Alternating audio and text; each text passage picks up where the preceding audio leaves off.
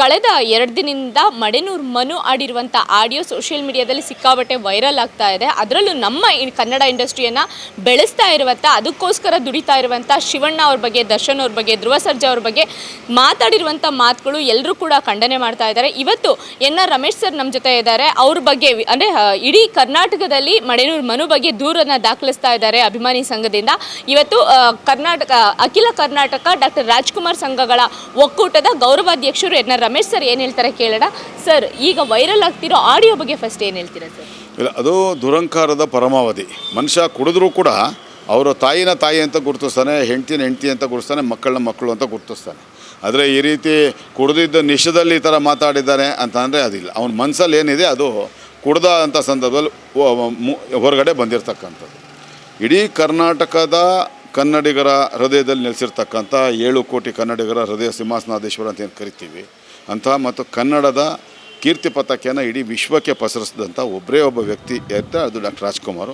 ಅಂತಹ ಒಬ್ಬ ಡಾಕ್ಟರ್ ರಾಜ್ಕುಮಾರ್ ಅವರ ಕುಟುಂಬದವರ ಬಗ್ಗೆ ಕಳೆದ 39 ವರ್ಷಗಳಿಂದ ಕನ್ನಡ ಚಿತ್ರರಂಗದ ನಂಬರ್ 1 ನಾಯಕ ನಟನಾಗಿರ್ತಕ್ಕಂಥ, ಸಾದಾ ಸೀದವಾಗಿರ್ತಕ್ಕಂಥ, ತುಂಬ ಸಿಂಪಲ್ಲಾಗಿ ಜೀವನವನ್ನು ನಡೆಸ್ತಾ ಇರ್ತಕ್ಕಂಥ ಒಬ್ಬ ಸರಳ ವ್ಯಕ್ತಿತ್ವದ ವ್ಯಕ್ತಿ ಡಾಕ್ಟರ್ ಶಿವರಾಜ್ ಕುಮಾರ್ ಅವರ ಬಗ್ಗೆ ಕೇವಲ ಅವರಿನ್ನು 2 ರಿಂದ 6 ವರ್ಷಗಳ ಕಾಲ ಮಾತ್ರ ಬದುಕಿರ್ತಾರೆ ಅಂತ ಅವರ ಸಾವನ್ನು ಬಯಸಿರ್ತಕ್ಕಂಥದ್ದು. ಹಾಗೆ ದೊಡ್ಡ ಮಟ್ಟದಲ್ಲಿ ಹೆಸರು ಮಾಡಿರ್ತಕ್ಕಂಥ ಆ್ಯಕ್ಷನ್ ಪ್ರಿನ್ಸ್ ಧ್ರುವ ಸರ್ಜಾ ಅವ್ರ ಬಗ್ಗೆ ಅವಹೇಳನಕಾರಿಯಾಗಿ ಮಾತಾಡಿರ್ತಕ್ಕಂಥದ್ದು. ಇನ್ನು 2 ವರ್ಷದಲ್ಲಿ ಆತ ಮೂಲೆ ಸೇರಿಬಿಡ್ತಾನೆ ಅಂತ ಹೇಳಿರೋದು. ಮುಂದಿನ ಕನ್ನಡ ಚಿತ್ರಣದ ಗಂಡುಗಲಿ ನಾನೇ ಅಂತ ಹೇಳ್ಕೊಂಡಿರೋವಂಥದ್ದು. ಇದೆಲ್ಲ ಏನಂದರೆ ಆ ಮನುಷ್ಯನ ವಿಕೃತ ಮನಸ್ಸನ್ನು ತೋರಿಸ್ತದೆ ಮತ್ತು ಆ ಮನಸ್ಸಿನಲ್ಲಿದ್ದಂಥ ಕೆಟ್ಟ ಭಾವನೆಗಳನ್ನು ಎತ್ತು ತೋರಿಸುತ್ತೆ. ಅದರ ಧ್ವನಿ ಸುರುಳಿಗಳು ಈಗಾಗಲೇ ಅವ್ರು ಮಾತಾಡಿರ್ತಕ್ಕಂಥ ಆಡಿಯೋ ಕ್ಲಿಪ್ಗಳು ಎಲ್ಲ ವಾಹಿನಿಗಳ ಪ್ರಸಾರ ಆಗ್ತಿರ್ತಕ್ಕಂಥದ್ದು. ಹಾಗಾಗಿ ದೊಡ್ಡ ಮನೆ ಕುಟುಂಬದ ಬಗ್ಗೆ ಈ ರೀತಿ ಮಾತಾಡಿದಾಗ ನೋಡ್ಕೊಂಡು ಸುಮ್ಮನೆ ಇರಲಿಕ್ಕೆ ಸಾಧ್ಯ ಇಲ್ಲ.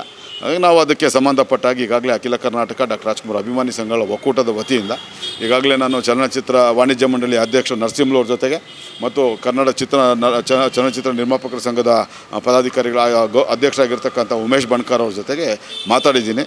ಬುಧವಾರ ದಿನ, ನಾಳೆದ್ದು 28ನೇ ತಾರೀಕು 10ವರೆಗೆ ಚಲನಚಿತ್ರ ವಾಣಿಜ್ಯ ಮಂಡಳಿಗೆ ಮತ್ತು ನಿರ್ಮಾಪಕರ ಸಂಘಕ್ಕೆ ದೂರನ್ನು ಕೊಟ್ಟು ಈ ವ್ಯಕ್ತಿಯನ್ನು, ಯಾರು ಮಡೆಯೂರು ಮನು ಅಂತೇನಿದ್ದಾರೆ, ಇವರನ್ನು ನೀವು ಶಾಶ್ವತವಾಗಿ ಚಿತ್ರರಂಗದಿಂದ ಬ್ಯಾನ್ ಮಾಡಬೇಕು ಅನ್ನೋ ಒಂದು ಮನವಿಯನ್ನು ಕೊಡ್ತಾಯಿದ್ದೀವಿ. ಅದ್ರ ಜೊತೆಗೆ ಅಖಿಲ ಕರ್ನಾಟಕ ಡಾಕ್ಟರ್ ರಾಜ್ಕುಮಾರ್ ಅಭಿಮಾನಿ ಸಂಘಗಳ ಒಕ್ಕೂಟದ ವತಿಯಿಂದ ರಾಜ್ಯಾದ್ಯಂತ ಇರತಕ್ಕಂಥ 8,000ಕ್ಕೂ ಅಧಿಕ ಶಾಖೆಗಳಿಂದ ಎಲ್ಲ ಜಿಲ್ಲಾ ಕೇಂದ್ರಗಳಲ್ಲಿ ಮತ್ತು ತಾಲೂಕು ಕೇಂದ್ರಗಳಲ್ಲಿ ಮಡೆಯೂರು ಮನು ವಿರುದ್ಧ ಒಂದು ಕ್ರಿಮಿನಲ್ ಪ್ರಕರಣವನ್ನು ಮತ್ತು ಕಾನೂನು ಸುವ್ಯವಸ್ಥೆಗೆ ಭಂಗ ತರೋದಕ್ಕೆ ಪ್ರಯತ್ನ ಮಾಡುವಂಥ ಪ್ರಕರಣಗಳನ್ನು ನಾವು ದಾಖಲು ಮಾಡ್ತಾಯಿದ್ದೀವಿ.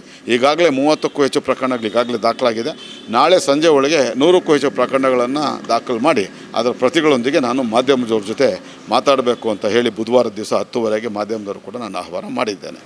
ಅಂದರೆ ಸರ್, ಈಗ ರಾಜ್ಯಾದ್ಯಂತ ದಾಖಲಾಗ್ತಿರೋಂಥ ಕೇಸ್ಗಳಲ್ಲಿ ಏನಂತ ದಾಖಲಾಗ್ತಿದೆ, ಯಾವ ಕಾನೂನು ಕ್ರಮಗಳನ್ನ ತಗೊಬೇಕು ಅಂತ ನಿಮ್ಮ ಒತ್ತಾಯ? ಒಂದು,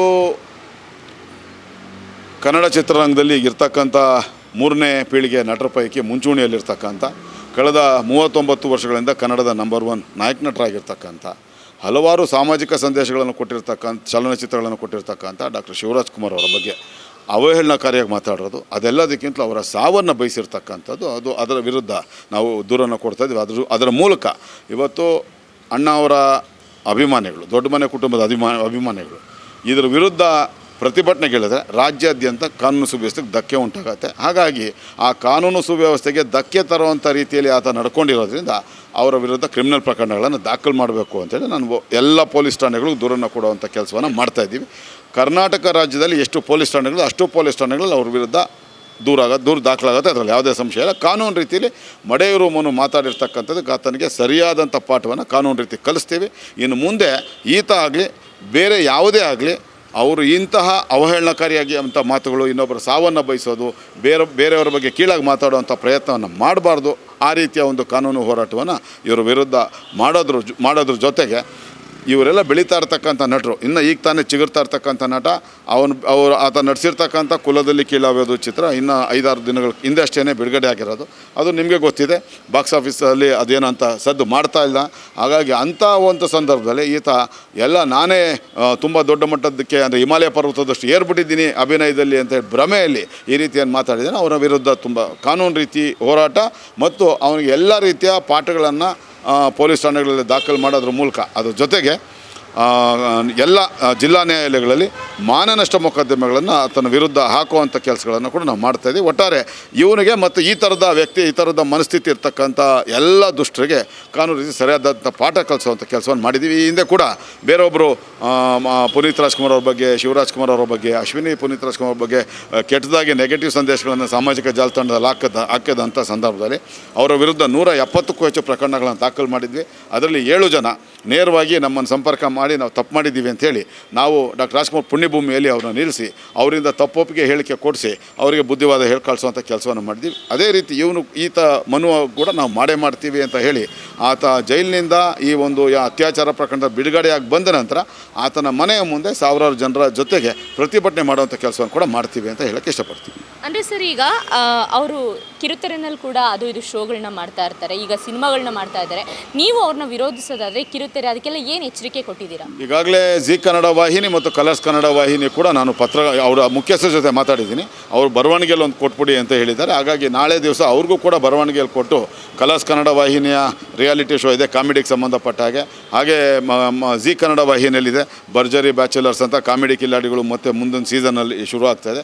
ಯಾವುದೇ ಶೋಗಳಲ್ಲಿ ಈತನಿಗೆ ಅವಕಾಶ ಕೊಡಬಾರ್ದು ಅಂಥೇಳಿ ಅವರ ತುಂಬ ವಿನಯಪೂರ್ವಕವಾಗಿ ಮನವಿ ಮಾಡ್ಕೊಳ್ತಾ ಇದ್ದೀನಿ. ಒಂದು ವೇಳೆ ಈ ವಾಹಿನಿಗಳು ಯಾವತ್ತಾದರೂ ಸರಿ ಮುಂದಿನ ದಿನಗಳಲ್ಲಿ ಈ ಮಡೆಯೂರು ಮನುಗೆ ಯಾವುದಾದ್ರು ಶೋಗಳಲ್ಲಿ ಅವಕಾಶ ಮಾಡಿಕೊಟ್ಟಿದೆ ಆದರೆ ಆ ಚಾನಲ್ಗಳ ವಿರುದ್ಧ ನಾವು 100ಕ್ಕೆ 100 ಆ ವಾಹಿನಿಗಳ ವಿರುದ್ಧ ಹೋರಾಟ ಮಾಡ್ತೀವಿ ಅಂತ ಹೇಳಕ್ಕೆ ಇಷ್ಟಪಡ್ತೀವಿ.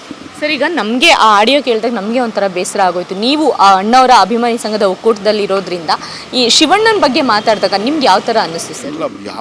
ಯಾವುದೇ ಒಬ್ಬ ವ್ಯಕ್ತಿಯ ಸಾವನ್ನಲ್ಲ, ಅವನಿಗೆ ಕೆಟ್ಟದನ್ನು ಕೂಡ ಬಯಸಬಾರ್ದು. ಅಂಥದ್ರಲ್ಲಿ ಅವರು ತಾವಾಯಿತು ತಮ್ಮ ಪಾಡಾಯಿತು, ಎಲ್ಲೋ ಒಂದು ಕಡೆ ತಾನು ಸೂಪರ್ ಸ್ಟಾರ್ ಅನ್ನೋ ಅಹಂ ಇಲ್ಲದೆ ತುಂಬ ಸಾದಾಸೀದಾ ಜೀವನ ನಡೆಸ್ತಾ ಇರ್ತಕ್ಕಂಥ, ಸರಳವಾದಂಥ ಜೀವನ ನಡೆಸ್ತಾ ಇರ್ತಕ್ಕಂಥ ಶಿವಣ್ಣನ ಬಗ್ಗೆ ಅವರ ಸಾವನ್ನು ಬಯಸುವಂಥ ಕೆಲಸ ಅವರು ಈಗಷ್ಟೇ ಕನ್ನಡಿಗರ ವಿಶೇಷವಾಗಿ ಎಲ್ಲ ಕನ್ನಡಿಗರ 7 ಕೋಟಿ ಕನ್ನಡಿಗರ ಆಶೀರ್ವಾದದಿಂದ ಹಾರೈಕೆಯಿಂದ ಅವ್ರಿಗಿದ್ದಂಥ ಒಂದು ಕಾಯಿಲೆಯಿಂದ ಮಾರಣಾಂತಿಕ ಕಾಯಿಲೆಯಿಂದ ಚೇತರಿಸ್ಕೊಂಡು ಬಂದಿದ್ದಾರೆ. ಅಂಥ ಸಂದರ್ಭದಲ್ಲಿ ಈ ವ್ಯಕ್ತಿ ಇಂಥ ಒಬ್ಬ ವಿಕೃತ ಮನಸ್ಸಿನ ವ್ಯಕ್ತಿ ಈ ರೀತಿ ಮಾತಾಡಿರ್ತಕ್ಕಂಥದ್ದು ನಿಜಕ್ಕೂ ಮನಸ್ಸಿಗೆ ತುಂಬ ಆಘಾತ ಉಂಟು ಮಾಡೋದು, ನೋವನ್ನು ಉಂಟು ಮಾಡೋದು.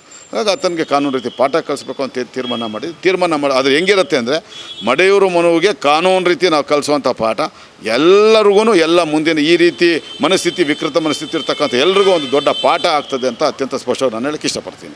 ಈಗ ಫಿಲ್ಮ್ ಚೇಂಬರಲ್ಲಿ ಮುಂದಕ್ಕೆ ಮಡೆನೂರು ಮನುಗೆ ಯಾವುದೇ ಅವಕಾಶ ಸಿಗದಂಗೆ ಏನಾದರೂ ಹೇಳೋ ಇದೆಯಾ? ಇದು ಹೌದು, ನಾವು ಅದನ್ನೇ ಮನವಿ ಪತ್ರ ಕೊಡ್ತಾ ಇರೋದು. ಏನು ಯಾವುದೇ ಕಾರಣಕ್ಕೂ ಕನ್ನಡ ಚಿತ್ರರಂಗಕ್ಕೆ ಅಥವಾ ಕರ್ನಾಟಕದ ಬೇರೆ ಬೇರೆ ಪ್ರಾದೇಶಿಕ ಭಾಷೆಗಳಲ್ಲಿ, ಅದು ತುಳು ಭಾಷೆ ಇರ್ಬೋದು, ಬೇರೆ ಬೇರೆ ಕೊಡವ ಭಾಷೆ ಇರ್ಬೋದು, ಲಂಬಾಣಿ ಭಾಷೆಗಳಲ್ಲಿ ಏನು ಚಿತ್ರಗಳು ತೆಗಿತಾರೆ, ಯಾವ ಭಾಷೆ ಚಿತ್ರಗಳಲ್ಲೂ ಕೂಡ ಆತನಿಗೆ ಅವಕಾಶ ಮಾಡಬಾರ್ದು ಮತ್ತು ಆತನ ಶಾಶ್ವತವಾಗಿ ಕನ್ನಡ ಚಿತ್ರರಂಗದ ಬ್ಯಾನ್ ಮಾಡಬೇಕು ಅಂತೇಳಿ ಅತ್ಯಂತ ನಾವು ಸ್ಪಷ್ಟವಾಗಿ ಅವರಿಗೆ ದೂರನ್ನು ಕೊಡ್ತಾ ಇದ್ದೀವಿ. ಅದನ್ನು ಮೀರಿದೆ ಆದರೆ ನಾವು ಚಲನಚಿತ್ರ ವಾಣಿಜ್ಯ ಮಂಡಳಿ ನಿರ್ಮಾಪಕರ ಸಂಘದ ವಿರುದ್ಧ ದೊಡ್ಡ ಮಟ್ಟದ ಕಾನೂನು ಹೋರಾಟವನ್ನು, ಪ್ರತಿಭಟನೆಗಳನ್ನು ರಾಜ್ಯಾದ್ಯಂತ ಮಾಡ್ತೀವಿ. ಅದರಲ್ಲಿ ಯಾವುದೇ ಸಂಶಯ ಇಲ್ಲ. ಅವರು ಕೂಡ ಒಪ್ಕೊಂಡಿದ್ದಾರೆ, ಆತ ಮಾತಾಡೋದು ತಪ್ಪು, ನೀವು ಕೊಡಿ ಅದನ್ನು ನಾವು ಪಾಲಿಸ್ತೀವಿ ಅಂತ ಹೇಳಿದ್ದಾರೆ. ಅವ್ರ ಮೇಲೆ ಭರವಸೆ ಇದೆ, ನರಸಿಂಹವ್ರ ಮೇಲೂ ಭರವಸೆ ಇದೆ, ಉಮೇಶ್ ಬಣ್ಕಾರ್ ಅವ್ರ ಮೇಲೆ ನಮ್ಮ ಭರವಸೆ ಇದೆ.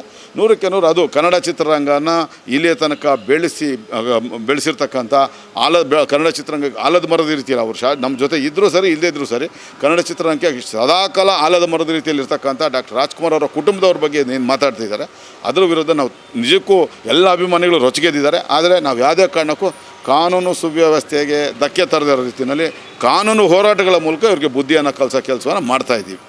Thank you so much sir. ಇಡೀ ಕರ್ನಾಟಕಕ್ಕೆ ಅಣ್ಣವರು ಅಂದರೆ ಒಂದು ರೀತಿಯ ಸ್ಫೂರ್ತಿ. ಅವರಿಲ್ಲ ಅಂದರೂ ಕೂಡ ಅವರನ್ನೇ ಇವಾಗಲೂ ಕೂಡ ಜನ ನೆನಪಿಸ್ಕೊಳ್ತಾರೆ. ಅಂಥದ್ರಲ್ಲಿ ಶಿವಣ್ಣ ಅವ್ರ ಬಗ್ಗೆ ಕೆಟ್ಟದಾಗಿ ಮಾತಾಡಿದಂಥ ಈಗಿನ್ನೂ ಒಂದೇ ಒಂದು ಸಿನಿಮಾ ಮಾಡಿರೋಂಥ ಮಡೆನೂರು ಮನು ಅಹಂಕಾರವನ್ನು ಅಡಗಿಸೋದಕ್ಕೆ ಎನ್ ಆರ್ ರಮೇಶ್ ಸರ್ ರೆಡಿಯಾಗಿದ್ದಾರೆ. ಕ್ಯಾಮ್ರಾ ಪರ್ಸನ್ ಕೆಂಪೇಗೌಡ ಜೊತೆ ಸರೋಜಾ, ಈ ಸಂಜೆ ನ್ಯೂಸ್, ಬೆಂಗಳೂರು.